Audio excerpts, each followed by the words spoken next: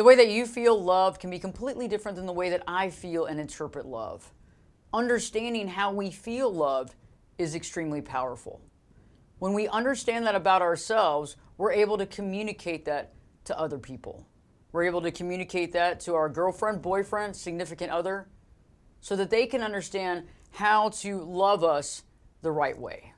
In today's video, I'm going to discuss the 5 love languages, how to understand what your love language is, and even give you some information if you don't understand throughout this video to be able to find that, interpret that, and learn about yourself.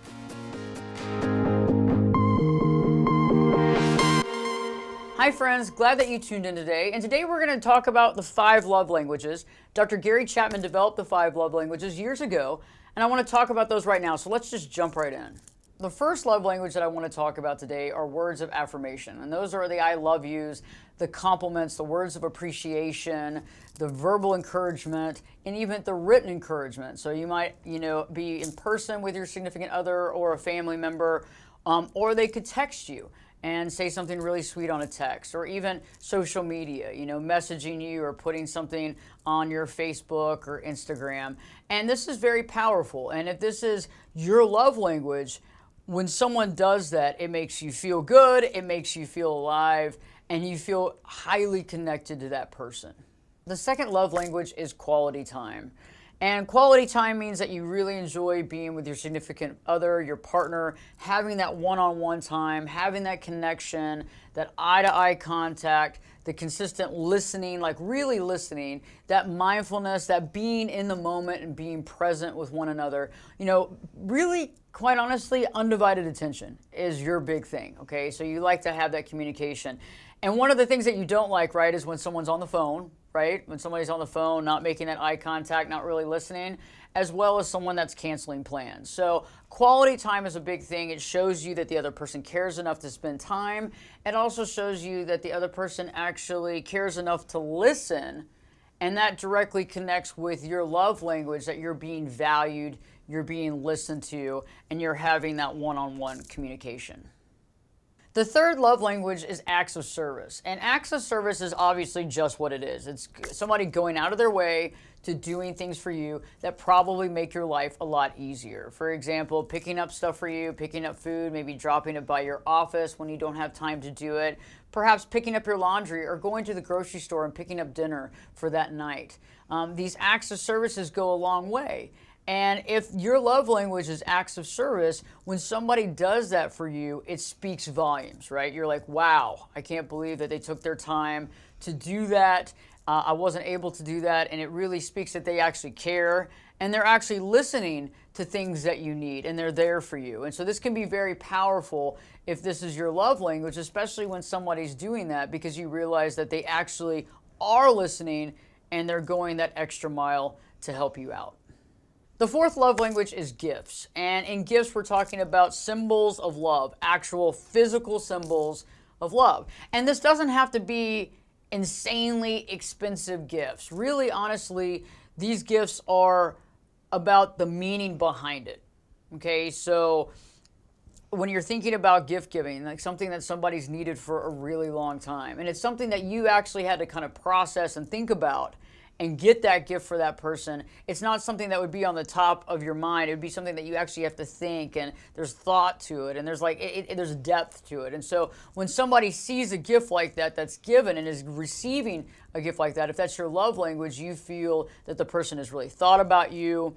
You see the meaning behind it. And all this goes a long way because you realize that they really had to do some thinking and some searching to find this gift.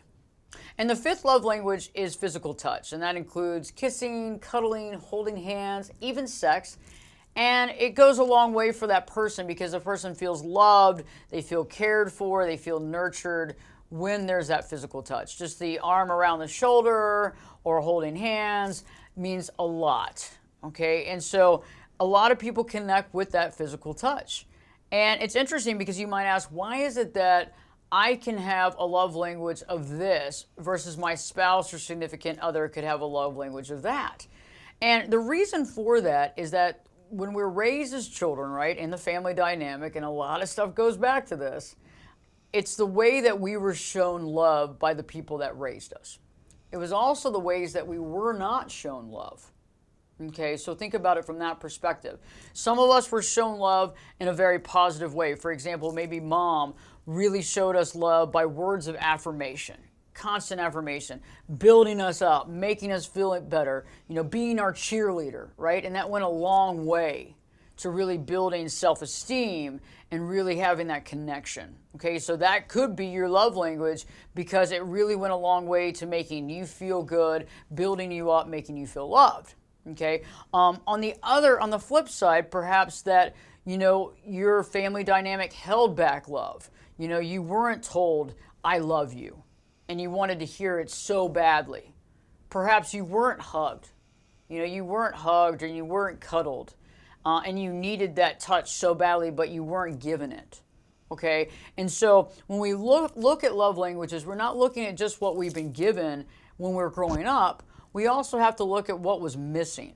Okay? And what really fills that void. So your love language might not be what you actually got in the family dynamic, or it actually could be what you received in the family dynamic. So this is very interesting to think about. Now, many of you might say, I'm thinking about it. I like words of affirmation. It makes me feel good. But, I also like physical touch. And so we really need to find our number one love language, okay? Because all of us like parts of all 5 of these, but we really need to figure out what is it that really connects to our heart to really understand what goes the long distance in showing ourselves love. And so what I'm going to do, because some of you might still be like, I'm still on the fence. I'm still in the quality time and gifts, or I'm at words of affirmation and physical touch. That's okay. There's a lot of quizzes that you can take to really find out exactly your number one love language and really think about it. And I'm going to offer some of those links to the quizzes in the description below this video. But in the meantime, I want you to think about it. Really brainstorm. Get your journal out. Start writing down. The last time that somebody did an act of service for you, how did that feel? And, how far did that go with you? What about that gift that was just like amazing, something you've needed for a long time? How did that feel? Perhaps the last time that you were really hugged and cuddled.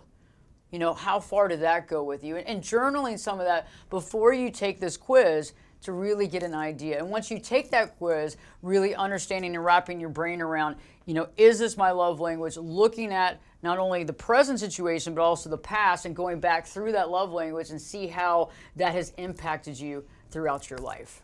I hope this video has connected with you and impacted you in a positive way. And if you would like to share this with your significant other, girlfriend or boyfriend, so that they can start understanding their love language. Because remember, if we're able to speak each other's love language, the other person feels as though they are loved too. Because just because I might have a specific love language doesn't mean that the other person feels the same. I could be showing them acts of service because that's my love language, but that might not be theirs at all. And they feel as though I don't care or I'm not there for them. Okay, and so this is very important to share this with other people that you want to take the quiz themselves and get to learn more about themselves as well. Also, don't forget you can join the channel for membership opportunities as well. You can learn more by clicking the join button. Please comment and let us know about your love language. Did you take the quiz? What love language do you think is yours? Do you feel like that really connects with you? And have you shared it with your significant other? And how did that go? Don't forget to live your true life.